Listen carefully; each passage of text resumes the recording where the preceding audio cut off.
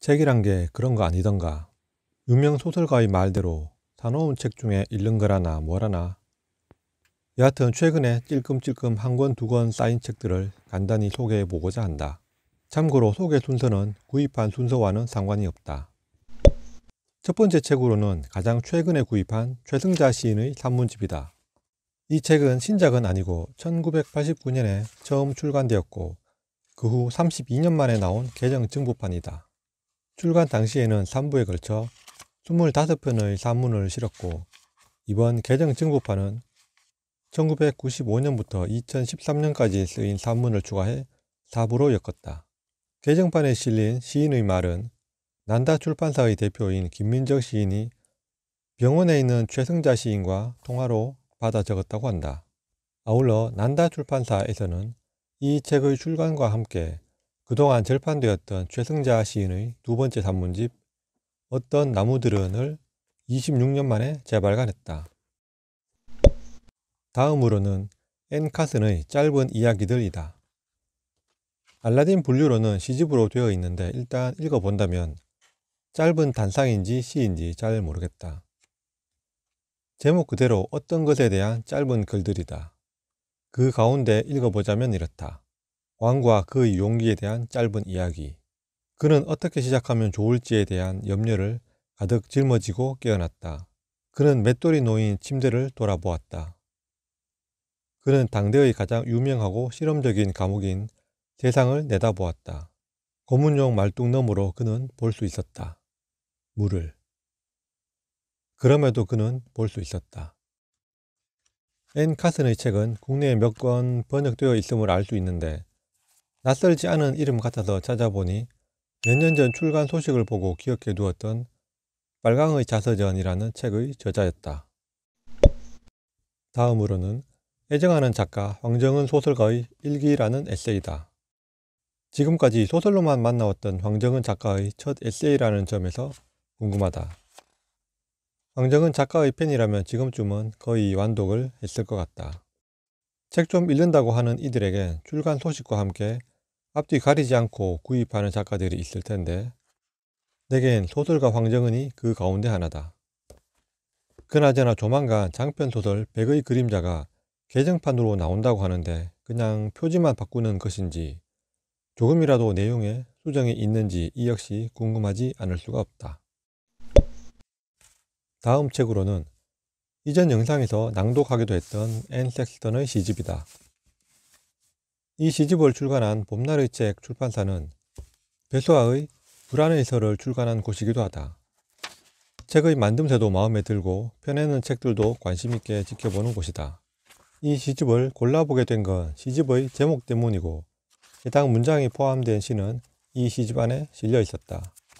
우리가 시를 읽을 때 연과 연이 나누어져 있는 것을 볼 때가 있는데 그 나눔이 페이지가 넘어가는 것과 겹칠 때 시각적 편집을 해주어야 알 수가 있다. 그런 점을 확실하게 해주고 있다는 점도 읽기에 도움을 준다. 앤 섹스턴의 시집은 국내에 2권이 번역되어 있다. 민음사 세계 시인성과 중복된 시도 있지 않을까 짐작되는데 번역 비교나 미수록 작품을 찾아보고 싶다면 함께 보는 것도 좋을 것 같다. 다음으로 소개할 2권의 책은 죽음이라는 공통점이 있지만 그 방향성이랄까 접근 방식이 정반대라고 할 만하다. 최준식 선생의 죽음 가이드 북이 좀 비상적인 죽음 이야기라고 한다면 당신은 이렇게 죽을 것이다. 이 책은 죽음의 현실적 모습에 대한 것이라서 자연스레 비교가 된다. 두루뭉술하고 먼 죽음보다 가족이나 지인의 죽음 또는 자신의 죽음에 대해 한 권을 권한다면 당신은 이렇게 죽을 것이다를 권하겠다.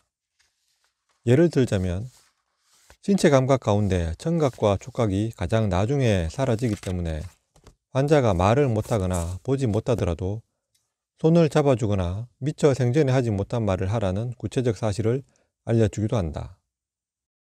부모나 지인의 임종을 지켜본 경험이 있다면 그리고 언제 죽음을 맞을지 알 수 없는 우리 각자의 죽음을 생각해 본다면 이런 책을 통해 죽음에 당황하지 않고 그나마 자연스럽게 죽음을 받아들이는 데 도움이 되지 않을까 싶다. 2018년에 출간된 원서의 제목은 다음과 같다. 번역서 제목으로 하기엔 좀 밋밋한 것 같다. 사실 번역서의 제목이 이 책을 읽게 했다 해도 무방할 것이다. 제목 가운데 나는 더라는 말에 딱 걸렸다. 그 더에 해당하는 어떤 내용이 있어야 할 것이다. 우울이란 말이 가진 무게와 상관없이 우리는 참 쉽게 말하지 않나? 우리가 흔히 느끼고 말하는 건 대부분 우울감의 차원일 것이다. 우울감과 우울증은 차원이 다른 것이라고 들었다. 저자는 우울증의 전형적 증상 10가지를 제시하고 있다. 각 항목에 대한 짧은 설명이 있지만 10가지 모두에 해당한다고 과연 우울증일까 싶기도 하다. 단지 개인의 성향이 우울에 가까운 경우도 있을 테니까. 우울감과 우울증의 경계라는 진단도 있었지만 경계를 넘든 넘지 않든 이 상태를 어떻게 바꾸고 싶지는 않다. 어떤 약물로 좌우되는 겨우 그런 게 정신인 건가 하면 좀 씁쓸하지 않나? 뭐 대단하다는 생각 1도 없지만 여하튼 더 우울한 그건 뭔지 읽어보면 알 수 있겠지. 앞서 소개했던 황정은 작가처럼 신간이라면 닥치고 지르는 작가인 한유주 소설가의 신작이 워크룸에서 나왔다. 참고로 한유주 작가의 첫 소설집인 달로 리뷰 영상이 있기도 하다. 워크룸에서 한국문학 시리즈로 펴내는 입장들 시리즈는 표지를 투명한 비닐루가 감싸고 있는 다소 특이하다면 특이한 시리즈다. 이 시리즈 가운데 4권을 구입했고 그 가운데 한 권은 읽다가 도저히 못 읽겠다 싶어서 팔아버리기도 했다. 이 책의 일러두기에서 이 글은 들어본 이야기에 수록된 헤엄치는 밤의 연장선에 있으며 개간 문학동네 2020년 봄호에 수록된 눈과 호랑이와 고양이가를 다시 쓴 것이다 라고 밝히고 있다. 첫 문장과 마지막 문장은 다음과 같다. 박정대 시인의 10번째 시집이 나왔다. 박정대 시인의 시집을 많이 읽어본 건 아니지만 박정대라고 하면 떠오르는 시적인 이미지는 가령 이렇다. 가수 제베코의 낭만에 대하여라는 노래의 가사인데 한번 찾아 들어본다면 도움이 될 것이다. 박정대의 시를 말할 때 낭만을 빼놓을 수 없어서인지 떠오르는 노래가 낭만에 대하여란 건 자연스러운 게 아닐까 싶다. 요즘 세상에 낭만을 입에 올리면 뭔가 구식 같고 라떼는 마리아 같고 그렇기만 하다. 그럼에도 시인 박정대는 낭만이다. 그리하여 박정대의 시가 고플 때가 있다는 것이다. 해설을 포함한다지만 300페이지가 넘는 두툼한 시집이다. 그야말로 후미진 어느 다방 검은 인조가죽 소파에 깊숙이 앉아 도라지 위스키가 뭔지도 모르지만 그 한 잔을 앞에 두고 싶은 시집이다. 무슨 말인지도 모를 해설까지 다 넘겼어도 오지 않을 사람은 오지 않을 사람으로 남았을 것이다. 오지 않을 것을 아는 사람이 읽어야 제격인 시집이 박정대의 시집들이다. 문학과 지성사가 펴내는 대산 세계문학 총서가 리뉴얼되었다. 기존의 넙대대한 판형을 줄이고 플랫한 디자인으로 완전 갈아엎었다. 일단 가벼워져서 그립감이 좋다. 책의 내용도 짧아지고 판형도 미니멀해지는 게 추세이긴 하다. 기존 디자인도 작품의 무게감을 잘 나타낸다고 봐서 판형만 빼면 괜찮았다.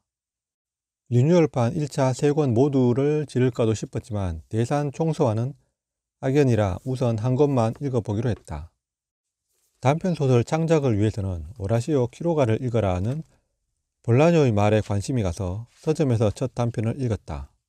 일단 합격. 암 진단을 받고 병원에서 음독 자살했다는 작가. 죽음이 주제라니 관심이 가지 않을 수가 없다. 문학 동네에서 나온 사랑, 광기, 그리고 죽음의 이야기와 번역 비교해보면 재밌겠다. 무려 8년 만에 번역 완간. 2013년 1, 2권 번역이 출간되었을 당시 내심 이게 3권이 과연 나오겠어 했고 아니나 다를까 이후 출간 소식은 없었다. 솔직히 초판이나 다 팔리면 선방하는 게 아닐까 싶었다.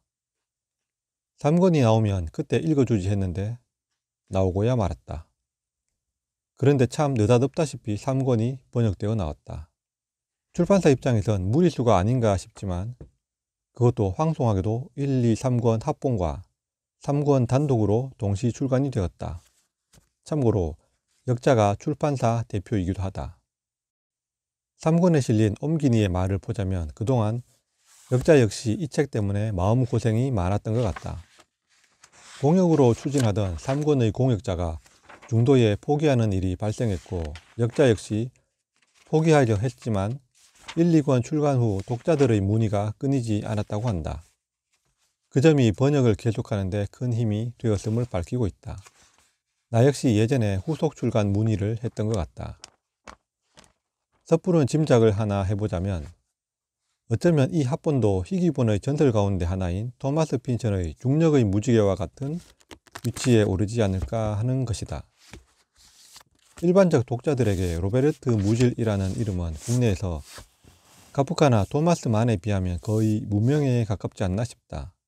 하지만 1999년 독일 뮌헨 문학의 집과 베르텔스만 출판사가 99명의 저명한 독일 작가, 비평가, 학자들에게 20세기의 가장 위대한 독일어 소설을 선정해 달라는 부탁을 한 결과 놀랍게도 무질의 특성 없는 남자였다고 한다.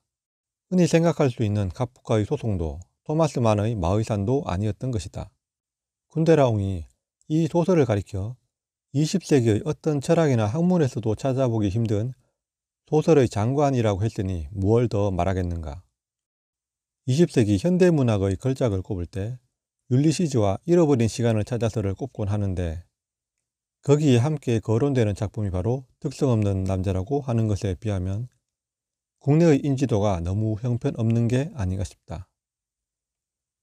소설 특성 없는 남자는 아쉽게도 미완성작이다. 자고로 책이란 뭔가 좀 벽돌스러워야 독서 욕구가 활활은 개뿌리고 솔직히 내겐 지적 허영, 허세 아니던가? 그나저나 아담한 벽돌 한 장을 질렀으니 읽지도 않은 1, 2권은 방출을 할 것 같다.